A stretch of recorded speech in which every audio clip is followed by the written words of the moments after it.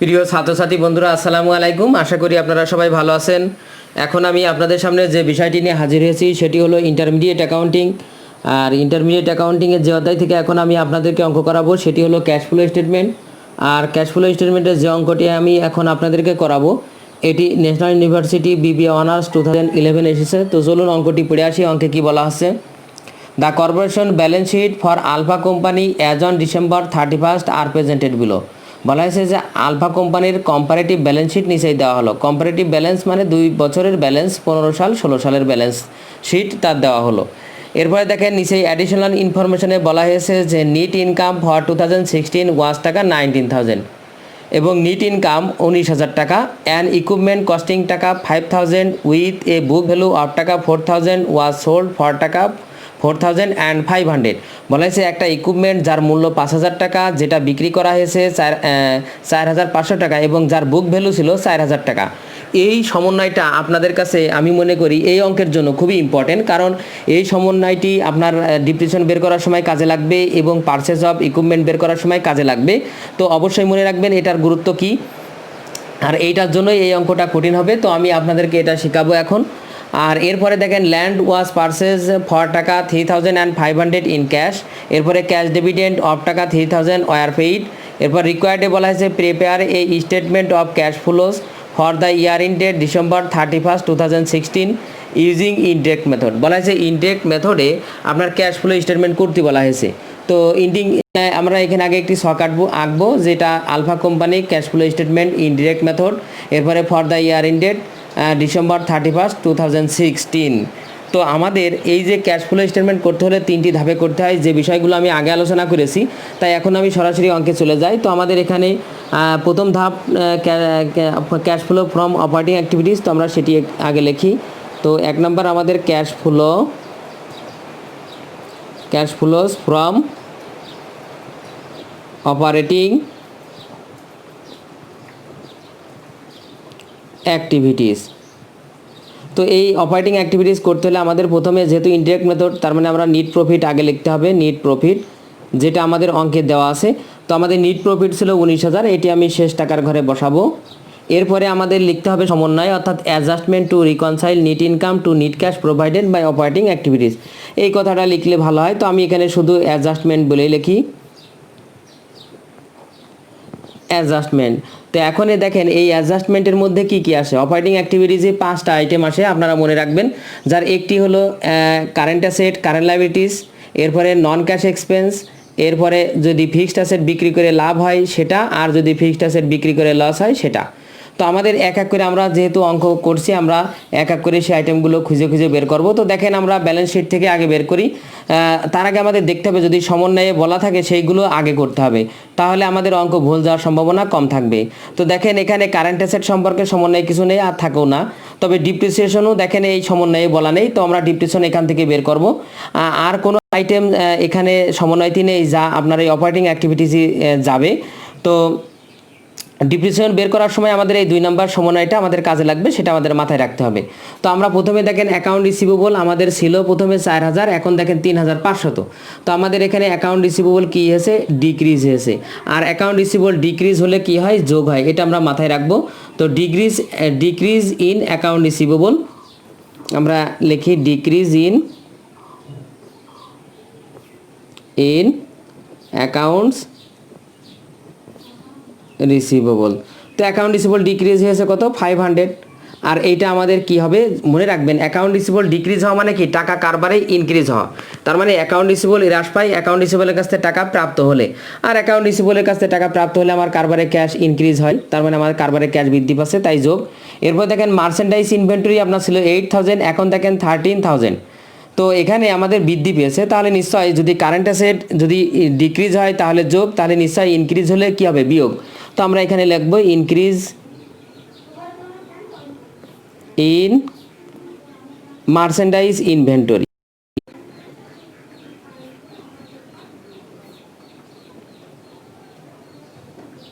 তো merchandise inventory আমাদের increase হয়েছে, 8,000 ছিল এখন 13,000, তার মানে আমাদের 5,000 টাকা এখানে বৃদ্ধি পেয়েছে। তো আমরা এখানে সেই 5,000 টাকা এখন কি করব? বিয়োগ করব। এরপরে দেখেন ল্যান্ড আমাদের যাবে না, ইকুইপমেন্ট যাবে না। তো তো আমরা এরপরে কারেন্ট অ্যাকাউন্টস পেবল দেখেন আমাদের 16,000 আর দেখেন এখন 10,000, তার মানে ডিক্রিজ হয়েছে। মনে রাখবেন কোনো কারেন্ট লায়াবিলিটিস ডিক্রিজ হওয়া মানে কি টাকা পরিশোধ, মানে এইটা আমাদের কারবার থেকে ক্যাশ হ্রাস পাচ্ছে। তো আমরা এখানে সেটা লিখবো ডিক্রিজ ইন অ্যাকাউন্টস পেবল। তো অ্যাকাউন্টস পেবল আমাদের ডিক্রিজ হয়েছে কত, 6,000 টাকা, যেটা আমাদের এখান থেকে কি হবে, বিয়োগ হবে। তো আমরা অ্যাকাউন্ট পেবলস বিয়োগ করলাম। এরপরে আমাদের লং টার্ম লোন যাবে না, অ্যাকুমুলেটেড ডিপ্রিসিয়েশন। তো মনে রাখতে হবে যে এই অ্যাকুমুলেটেড ডিপ্রিসিয়েশন থেকে আমাদের এখন ডিপ্রিসিয়েশন বের করতে হবে, এটা সর্বদাই মনে রাখবেন। যদি আপনার অ্যাডিশনাল ইনফরমেশনে ডিপ্রিসিয়েশন দেওয়া থাকে তখন আলাদাভাবে বের করা লাগবে না, কিন্তু যেহেতু এখানে আমাদের ডিপ্রিসিয়েশন এক্সপেন্স দেওয়া নেই কিন্তু আমাদের অঙ্কের মধ্যে অ্যাকুমুলেটেড ডিপ্রিসিয়েশন আছে, তাই এইটার সহযোগিতা নিয়েই আমরা সেই ডিপ্রিসিয়েশন বের করব। তো এর ওয়ার্কিং করতে হবে, আমি মুখেও আপনাদেরকে একবার বোঝাবো, তারপরে আমি একটু ওয়ার্কিং আমি এখানে আগেই ছক এঁকে রেখেছি। তো দেখেন এটা আপনারা মনে রাখবেন, যদি কারবারে কোনো অ্যাসেট বিক্রি করা হয় সেই ফিক্সড অ্যাসেট, তাহলে সেই অ্যাসেটের বিপরীতে যদি কোনো অ্যাকুমুলেটেড ডিপ্রিসিয়েশন থাকে তাহলে সেই ডিপ্রিসিয়েশনটা আগে মুছে ফেলতে হবে, এবং সেই ডিপ্রিসিয়েশনটা কত সেটাও আগে আমাদেরকে বের করে নিতে হবে। তো দেখেন অ্যান ইকুইপমেন্ট কস্টিং টাকা 5,000 with a book value of টাকা 4,000। তো যে ইকুইপমেন্টটি বিক্রি করা হয়েছে তার কস্ট প্রাইস কত, 5,000 মানে কিনা দাম, এবং তার বুক ভ্যালু কত, 4,000। তার মানে নিশ্চয় এখান থেকে আমরা যে ইকুইপমেন্ট বিক্রি করেছি 4,500 তার ডিপ্রিসিয়েশনটা পাবো, আর ডিপ্রিসিয়েশনটা বের করার নিয়ম হলো কস্ট প্রাইস থেকে বুক ভ্যালু বাদ দিলে আমরা ডিপ্রিসিয়েশনটা পেয়ে যাব। তো দেখেন ওয়ার্কিং টুতে আমি সেটা আগেই লিখে রেখেছি, calculation of depreciation sold of equipment. তো আমরা আগে লিখবো cost price of equipment, cost price of equipment. তো কস্ট প্রাইস অফ ইকুইপমেন্ট আমাদের ছিল এখানে 5,000 টাকা, 5,000 less book value of equipment, book value of equipment. তো বুক ভ্যালু ছিল আমাদের টাকা 4,000, আর এইটা বাদ দিলে আমরা পাবো 1,000, আর যেটাই ছিল আমাদের কি, যেটাই ছিল আমাদের যে অ্যাসেটটুকু আমরা যেটুকু পার্থক্য পেলাম এইটুকুই ছিল আমাদের ডিপ্রিসিয়েশন, অর্থাৎ যে অ্যাসেটটা আমরা বিক্রি করলাম তার ডিপ্রিসিয়েশন। তো আমরা এইটা পেলাম। এখন দেখেন যে আমাদের এই যে অ্যাকুমুলেটেড ডিপ্রিসিয়েশনের একটা লেজার আমাদের করতে হবে যেখান থেকে আমরা ডিপ্রিসিয়েশনটা পেয়ে যাব। তো সেটার জন্য আমাদের এখানে খেয়াল রাখতে হবে যে অ্যাকুমুলেটেড ডিপ্রিসিয়েশনের বিগিনিং ব্যালেন্স ছিল 5,000 টাকার, যে অ্যাকুমুলেটেড ডিপ্রিসিয়েশন যেটা আমরা করছি সেটা লেজার। আর মনে রাখবেন লায়াবিলিটিস অথবা ক্রেডিট আইটেমের দিয়ে যদি লেজার করা হয় তাহলে তার ব্যালেন্স বিটটা ক্রেডিট দিকেই যায়। তাহলে আমরা প্রথমে আগে দেখেন ব্যালেন্স বিডি বলে আগে আমাদের যে 5,000 ছিল সেটা আমরা আগে লিখলাম। এরপরে দেখেন আমাদের যে ব্যালেন্স সিডি, অর্থাৎ পরের বছরের আমার ব্যালেন্স আছে 7,000, তার মানে নিশ্চয়ই এটা আমাদের ব্যালেন্স সিডি আকারে বের হবে। কিন্তু এটা যেহেতু আমাদের দেওয়া রয়েছে আর এটা তো আমরা বের করব না, আমরা বের করব যে আমাদের এই বছরের অপচয় কত, তাই আমরা ব্যালেন্স সিডি বলে ওই 7,000 টাকা লিখলাম। এখন দেখেন যে আমি যে অ্যাসেটটা বিক্রি করেছি তার ডিপ্রিসিয়েশন কত, 1,000। আর যদি আমরা তার একটা জার্নাল করি তো সেই জার্নালটা আমাদের নিশ্চয় আসবে, আমরা যে অ্যাসেটটা বিক্রি করলাম এখানে দেখেন 4,500 টাকা, হ্যাঁ, যার কস্ট প্রাইস ছিল 5,000 আর বুক ভ্যালু ছিল কত, 4,000। তাহলে আমাদের তার জাবেদা আসবে আমাদের ক্যাশ ডেবিট। আপনারা খেয়াল করেন আমি কত টাকায় বিক্রি করছি, 4,500 টাকায়। এরপরে অ্যাকুমুলেটেড ডিপ্রিসিয়েশন ডেবিট, যে অ্যাসেটটা আমি বিক্রি করলাম তার অ্যাকুমুলেটেড ডিপ্রিসিয়েশন কত ছিল, 1,000, সেই 1,000 টাকা এখন ডেবিট। আর একবারে কি ইকুইপমেন্ট, আমি সংক্ষেপে লিখছি ইকুইপমেন্ট ক্রেডিট কত, 5 অ্যাকুমুলেটেড ডিপ্রিসিয়েশন 1,000, আর দেখেন আমাদের ইকুইপমেন্ট ক্রেডিট হবে আমাদের 5,000। এখন যে প্রশ্ন দেখেন এখান থেকে আমাদের লাভ আসছে, যে আমরা ইকুইপমেন্ট বিক্রি করে যে লাভটা পাচ্ছি সেটাকে আমরা লিখবো gain on sales of equipment, আমি সংক্ষেপে লিখলাম কত, 500। এইটা আমাদের জার্নাল আসে, যে অ্যাসেটটা আমরা বিক্রি করলাম তার জার্নাল আসে। কিভাবে দেখেন, যে মনে রাখবেন যে অ্যাসেটটা বিক্রি করছি তার দাম 5,000 টাকা, সেই পরিমাণ অ্যাসেট আমার কারবার থেকেই হ্রাস পাচ্ছে তাই ক্রেডিট। এরপরে যে পরিমাণ টাকা আমি বিক্রি করছি সেই পরিমাণ টাকা কারবারে বৃদ্ধি পাচ্ছে তাই ডেবিট। এরপরে যে অ্যাসেট বিক্রি করা হচ্ছে তার পেছনে অ্যাকুমুলেটেড ডিপ্রেশন ধরা ছিল এই যাবৎ, যেটা আমরা 2 নম্বর ওয়ার্কিংয়ে বের করেছি, সেটা এখন ডেবিট। আর নিশ্চয় আমাদের দেখেন এই দুই পাশের ব্যালেন্স এক হচ্ছে না, এখানে আমাদের ডেবিট হচ্ছে 5500 আর ক্রেডিট হচ্ছে 5000, তাই আমাদের বাকি যে 500 ওইটা নিশ্চয়ই আমাদের গেইন হয়েছে। আর এই গেইনটা বের করার আরেকটি নিয়ম আছে, সেটা দেখেন আমার অ্যাসেটের মূল্য ছিল 4000, কিন্তু আমি বিক্রি করেছি কত 4500, তাহলে আমার এখানে কি হয়েছে 500 লাভ হয়েছে, যেটাকে আমার gain on sales of equipment বলে লিখতে হবে। তো এখান থেকে দেখেন আমি অ্যাকুমুলেটেড ডিপ্রেশন ডেবিট, তার বিপরীত তাহলে নিশ্চয়ই আমাদের এই ডেবিট দিকে, এই অ্যাকুমুলেটেড ডিপ্রেশনের ডেবিট দিকে আমরা এই অপোসাইডটা আমরা লিখবো, আর যেটাকে আমরা depression on sales of equipment বলে লিখবো। এই যে এই ইকুইপমেন্ট তার বিপরীত এন্ট্রি, তাই আমরা এখানে লিখবো ডিপ্রেশন, সংক্ষেপে লিখি depreciation on sales of equipment. কত টাকা 1000। এখন দেখেন আমাদের এই যে আর কোনো আইটেম কিন্তু আমাদের নেই, তাহলে নিশ্চয়ই আমাদের এখানে ডেবিট ক্রেডিট ব্যালেন্স আমাদের এই 7000 ব্যালেন্স বের হবে ঠিক, কিন্তু এখানে তো আমাদের একটা অ্যামাউন্ট আসবে, আর সেটাই হলো এই চলতি বছরের ডিপ্রিসিয়েশন। তো আমাদের এখানে আমরা সেটা এইভাবেই বের করব, এই 8000 আমরা আগেই পেয়ে যাব এখানে, সেই 8000 আমরা এই পাশে নিয়ে আসবো, তাহলে নিশ্চয়ই আমাদের এই চলতি বছরে আমাদের 3000 টাকা কী হয়েছে ডিপ্রিসিয়েশন এক্সপেন্স হয়েছে, আর যেটাকে আমরা ব্যালেন্সিং ফিগার বলে লিখবো, ব্যালেন্সিং ফিগার বলে লিখবো। তো এখান থেকে আমরা পেয়ে যাব ডিপ্রিসিয়েশন এক্সপেন্স। তো এই ডিপ্রিসিয়েশনটা আমি আরেকটু অন্য কায়দায় আপনাদেরকে বোঝানোর চেষ্টা করব, যেটা আপনারা একটু দেখেন। তাহলে আমাদের ডিপ্রিসিয়েশন এখানে 3000। আরেকটি যে পদ্ধতিতে ডিপ্রিসিয়েশন বের করা যায় সেটি হলো যে মুখে মুখে আমি একটু দেখি, দেখেন আপনারা সহজেই বোঝার চেষ্টা করেন। তো এখানে আমরা আগে এই ডিপ্রিসিয়েশনটা এখানে যোগ করি, ডিপ্রিসিয়েশন এক্সপেন্স, যেহেতু নন ক্যাশ এক্সপেন্স যোগ হয় এটা আমরা জানি, ডিপ্রিসিয়েশন এক্সপেন্স 3000। আর আপনার আগের ভিডিওগুলো দেখবেন, কারণ সেখানেও আমি বলেছি যে এই আইটেমগুলো কেন যোগ হয় কেন বিয়োগ হয়, তো প্রত্যেক দিন তো আর সেগুলো বোঝানো সম্ভব হয় না। তো এবার দেখেন যে আমাদের ডিপ্রিসিয়েশন অ্যাকুমুলেটেড ডিপ্রিসিয়েশন ছিল 5000, তো যে অ্যাসেটটা বিক্রি করা হয়েছে তার ডিপ্রিসিয়েশন ছিল 1000। তো মনে রাখবেন যে অ্যাসেট কারবার থেকে মুছে ফেলা হয়, অর্থাৎ কারবারে আর থাকে না, সেটা বিক্রি করেই হোক বা ফুললি ডিপ্রিসিয়েটেই হোক, সেই অ্যাসেট আর কখনোই কারবারে থাকে না, তার ডিপ্রিসিয়েশনটাও কারবারে থাকে না অ্যাকুমুলেটেড হিসাবে।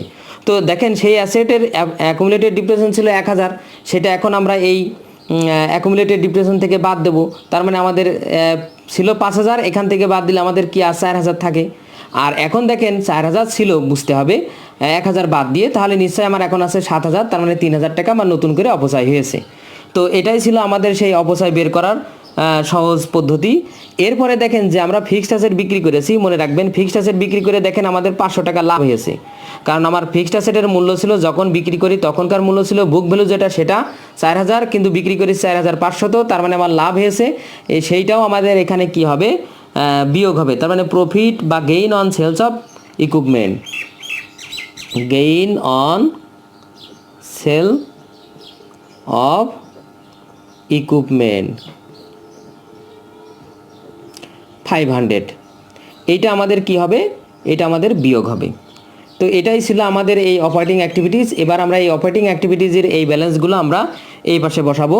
তো এটা আমাদের আসে হলো 8000 মাইনাস 8000 আসে, আর এই 8000 আমরা এখান থেকে মানে বিয়োগ করব 19,000 থেকে, তার মানে আমাদের এখানে 11,000 আসে। আর এটাকে আমরা লিখব net cash provided by operating activities, net cash provided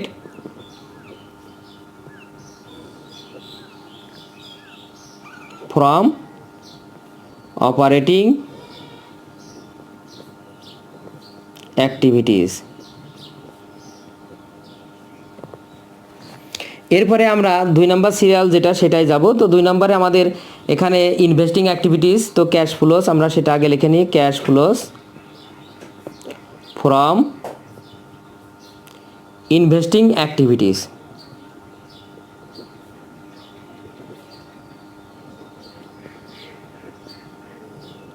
এইটা এবার দেখেন এই ইনভেস্টিং অ্যাক্টিভিটিসে দুইটা আইটেম যায়, একটা হলো ফিক্সড অ্যাসেট আর একটা ইনভেস্টমেন্ট। তো আমাদের দেখেন এই ফিক্সড অ্যাসেট যেটা ক্রয় এবং বিক্রয়, আর ইনভেস্টমেন্টও তাই, যদি নতুন ইনভেস্টমেন্ট আমরা করি সেটা, আর ইনভেস্টমেন্ট যদি ফেরত পাই সেটা। তো সেটা আমাদের এখানে দেখেন আমরা সমন্বয় থেকে আগে দেখি, সমন্বয়ে দেখেন আমাদের যে একটা ইকুইপমেন্ট ছিল সেটা আমরা বিক্রি করে যে দাম পেয়েছিলাম 4500, সেটা আমরা যাবে আগে।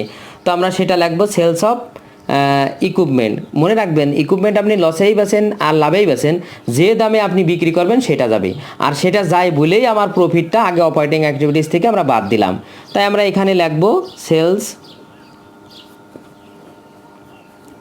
Of equipment. টাকা হলো 4500, আর এইটা আমার কারবারে ক্যাশ ইনক্রিজ হচ্ছে তাই যোগ হবে। এরপরে দেখেন ল্যান্ড, যেটা fixed asset, land was purchase for টাকা 3500, যেহেতু বলা আছে এটা আমাদের এখানে আর মিলানো লাগবে না, তো আমরা এখানে লিখবো purchase of land, purchase of land টাকা হবে 3500, যেটি আমাদের এখানে বিয়োগ হবে। এরপরে দেখেন আমাদের আরেকটি জিনিস মিলাতে হবে, যে আমাদের অনেক সময় দেখা যাচ্ছে যে আমরা যেমন ইকুইপমেন্ট এখানে কিন্তু বিক্রি করেছি, কিন্তু ইকুইপমেন্টের ওখানে যে দেখতে হবে ইকুইপমেন্ট বিক্রি করা হয়েছে আবার নতুন করে যদি ক্রয় করা হয় সেটাও তো থাকতে পারে, সেটা আমাদের মেলাতে হবে। তো দেখেন ইকুইপমেন্ট ছিল আমাদের এখানে 40,000, কিন্তু আমরা ইকুইপমেন্ট বিক্রি করেছি তার মূল্য ছিল কত 5,000, তার মানে আমার ইকুইপমেন্ট আর থাকার কথা ছিল কত এখানে 35,000।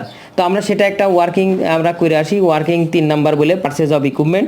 তো আমরা সেটা করব ইন্ডিং ব্যালেন্স। আমাদের ইন্ডিং ব্যালেন্স দেখেন আমি দুইভাবে বোঝাবো আপনাদেরকে। ইন্ডিং ব্যালেন্স তার মানে আমাদের এখনে যে ব্যালেন্স আছে সেটা আমাদের কত, এই 46,000 এইটা। এরপরে দেখেন লেস ওপেনিং ব্যালেন্স, মানে আগে কত ছিল।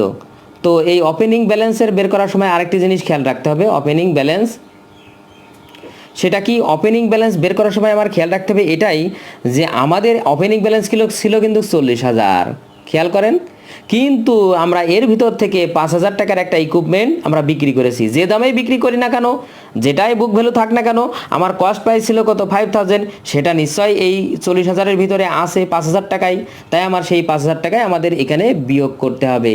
তাহলে আমাদের থাকার কথা ছিল কত 35,000, তাহলে দেখেন আমাদের ছিল 35,000 আর এখন 46,000, তার মানে আমি 11,000 টাকা আমি নিশ্চয়ই পারচেস করেছি।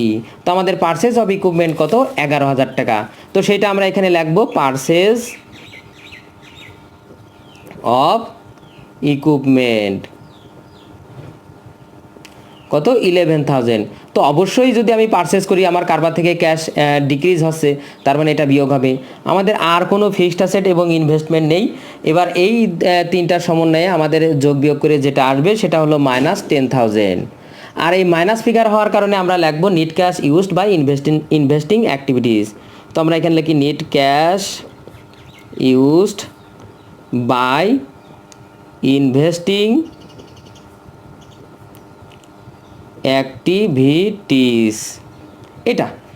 এরপরে আমরা 3 নাম্বার ধাপে যাব। 3 নাম্বার ধাপ আমাদের যেটি সেটি হলো cash flows from financing activities. তো আমরা এখানে লিখি cash flows from financing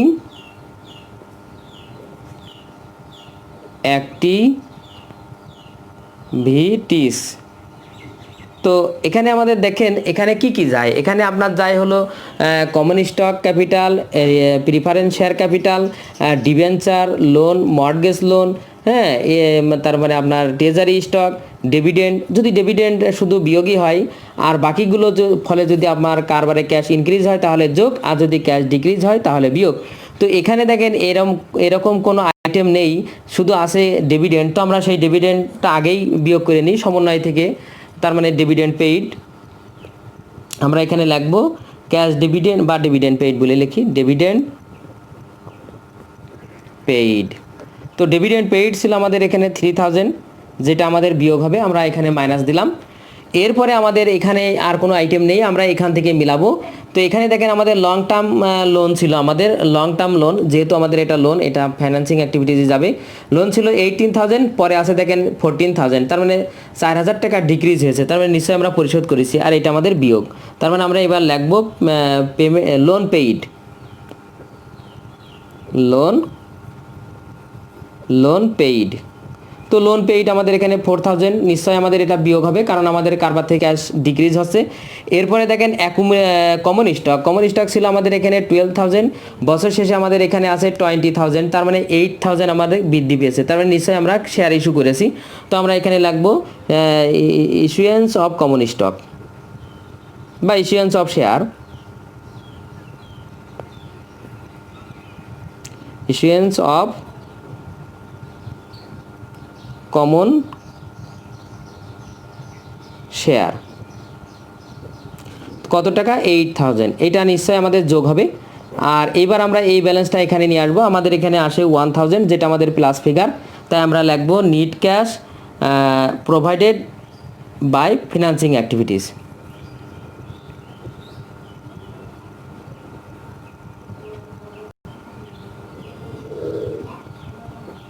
financing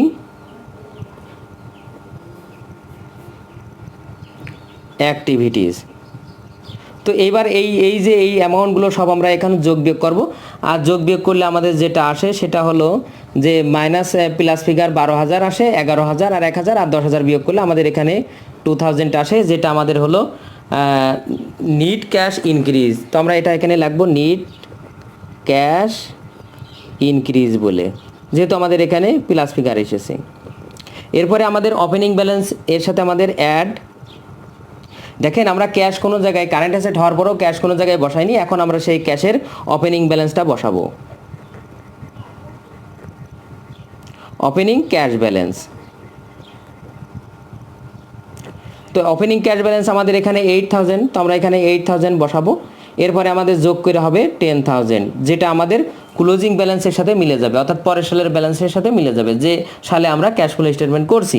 তো আমার এটা লিখতে হবে ইন্ডিং ব্যালেন্স অফ ক্যাশ বা ইন্ডিং ক্যাশ ব্যালেন্স, যাই লিখি ইন্ডিং ক্যাশ ব্যালেন্স। তো ছাত্রছাত্রী বন্ধুরা, আজ এই পর্যন্তই। আমার ভিডিওটি কেমন লাগলো অবশ্যই কমেন্ট করে জানাবেন। যদি ভিডিওটি ভালো লেগে থাকে অবশ্যই ভিডিওতে একটি লাইক দেবেন। এছাড়াও অন্যান্য বন্ধুদের দেখার সুযোগ করার জন্য অবশ্যই ভিডিওটি শেয়ার করবেন। আর আমার চ্যানেলে যদি আপনি নতুন হয়ে থাকেন অবশ্যই আমার চ্যানেলটি সাবস্ক্রাইব করবেন। ধন্যবাদ, আল্লাহ হাফেজ।